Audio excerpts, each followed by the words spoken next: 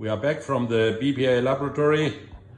Dr. Jens Slovaki is showing us now the strength of a self-adhesive overlapping sleeve of the DualProof A or A+. We can see the self-adhesive overlapping sleeve.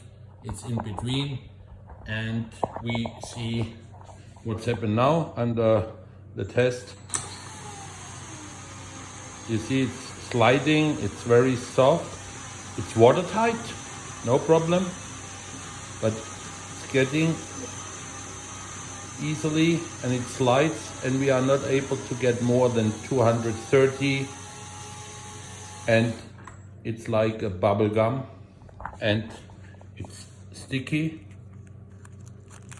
but it's totally sliding off.